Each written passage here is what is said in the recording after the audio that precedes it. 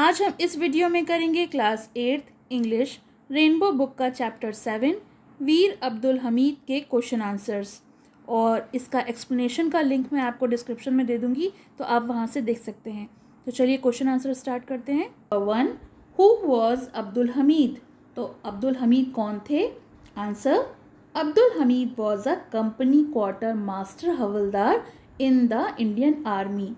अब्दुल हमीद भारतीय सेना, Indian army कहते हैं, भारतीय सेना में एक कंपनी क्वार्टर मास्टर हवलदार थे। Question number 2, what were the Pakistani tanks like? तो पाकिस्तानी टैंक्स कैसे थे? Answer, the Patton tanks of the Pakistani army were very powerful and dangerous. Powerful यानी ताकतवर और डेंजरस यानी खतरनाक।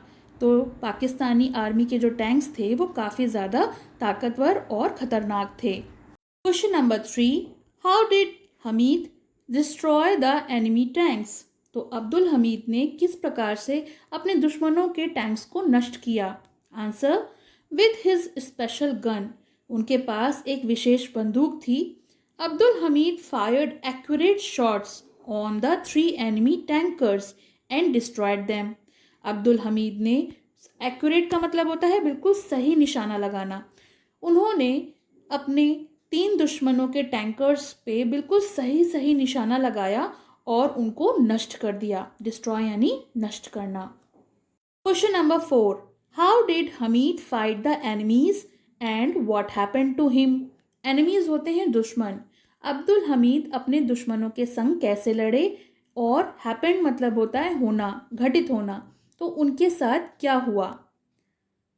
Answer, Hamid destroyed 3 tanks of the enemy with his gun. तो अब्दुल हमीद ने अपने दुश्मनों के 3 टैंक्स को नष्ट कर दिया अपनी बंदूक के द्वारा। ही फॉट ब्रेवली, और वो काफ़ी बहादुरी के साथ लड़े। One of the enemies shell hit his jeep and killed him. लेकिन उनके दुश्मनों के एक बारूद के गोले ने उनकी जीप पर हमला कर दिया और उन्हें मार दिया। Question number 5, how was Hamid honoured for his bravery? Hamid को उनकी बहादुरी के लिए किस तरह से सम्मानित किया गया? Answer, Abdul Hamid was awarded the Paramvir Chakra posthumously. तो पोस्ट्यूमसली मतलब होता है मृत्यु के बाद। अब्दुल हमीद को उनकी मृत्यु के बाद परमवीर चक्र से सम्मानित किया गया। His village has been renamed Hamid Dham after his name.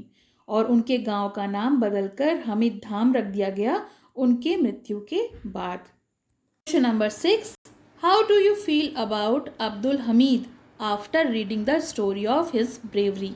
तो आपको अब्दुल हमीद की ये कहानी, जो उनकी बहादुरी की कहानी थी, पढ़ने के बाद कैसा महसूस होता है उसके बारे में बताइए। Answer, Abdul Hamid was a brave soldier of Indian army. Abdul Hamid हमारी भारतीय सेना का एक बहादुर सैनिक थे। He did not fear to see so many powerful enemy tanks coming towards him.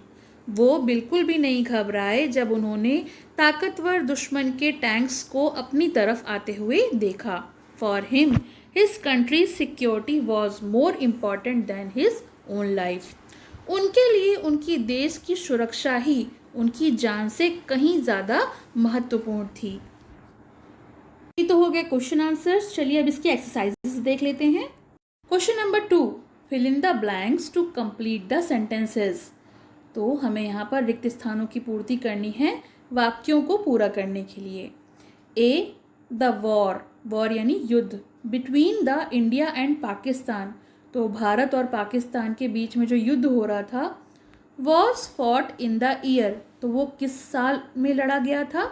Answer, 1965, 1965 में। बी है, Abdul Hamid turned his gun. Abdul Hamid ने अपनी बंदूक पलटी and fired a shot, shot यानी निशाना लगाना, और उन्होंने एक निशाना दागा। C, Abdul Hamid was awarded dash for his bravery, तो उन्हें उनकी बहादुरी के लिए किस चीज़ से सम्मानित किया गया? तो आंसर है परमवीर चक्र से सम्मानित किया गया। डी, अब्दुल हमीद्स विलेज अब्दुल हमीद का जो गांव था has been named after his name. तो उनका नाम क्या रखा गया? तो आंसर है हमीद धाम।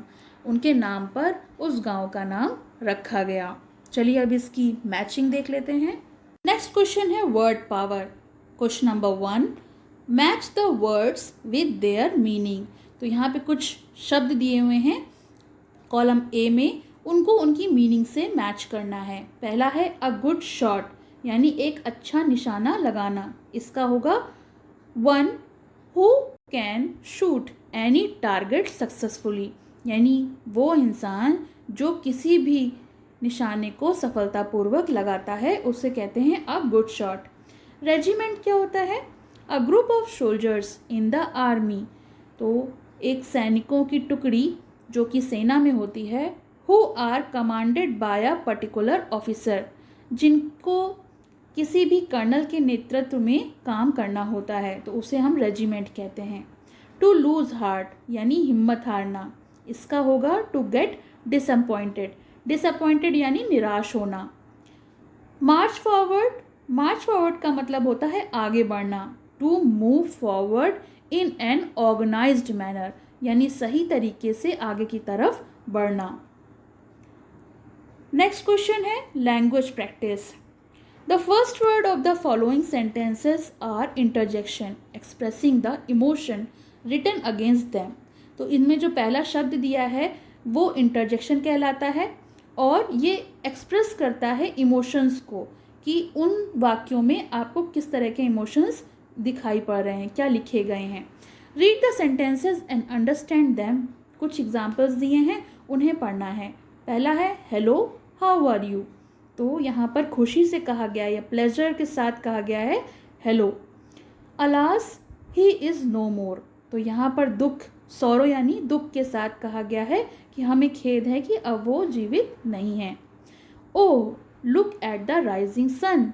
तो यहाँ पर वंडर यानी आश्चर्य है, सरप्राइज हो रहा है कि कितना अच्छा उगता हुआ सूरज है। Hurray we won the match. तो यहाँ पर खुशी है, जॉय है कि हम मैच को जीत गए। अब देखिए नीचे दिए हुए हैं, now fill in the blanks with suitable interjection from the box. पहला सेंटेंसेस है we have won the match. यहाँ पर हम क्या यूज़ करेंगे? हुर्रे। क्यों? क्योंकि हम मैच जीत गए हैं। जॉय का मोमेंट है तो यहाँ इमोशन है जॉय और हम फिल करेंगे हुर्रे। बी है bravo, you have done a great deed. Bravo यानी शाबाश, तुमने एक अच्छा काम किया। Alas his father has passed away. तो यहाँ पे सॉरो इमोशन है, दुख के साथ हमें कहना पड़ रहा है कि उनके पिताजी गुजर गए, तो अलास लिखेंगे। और लास्ट है hello how do you do. तो यहाँ पर कौन सा मूवमेंट है? प्लेजर, तो हम कहेंगे हेलो आप कैसे हैं। तो ये तो हो गए एक्सरसाइजेस। इसके एक्सप्लेनेशन का वीडियो लिंक मैं आपको डिस्क्रिप्शन में दे दूँगी, तो आप वहाँ से देख सकते हैं। तो आपको कैसा लगा ये ज़रूर बताइएगा, और अभी तक आपने मेरे चैनल को सब्सक्राइब नहीं किया है तो सब्सक्राइब कर लीजिए कि आगे इसके चैप्टर्स और उसके क्वेश्चन आंसर्स के वीडियोस आपको, उनका अपडेट आपको मिल सके। Thank you. पसंद आया हो तो लाइक करें, शेयर करें और चैनल को सब्सक्राइब करें।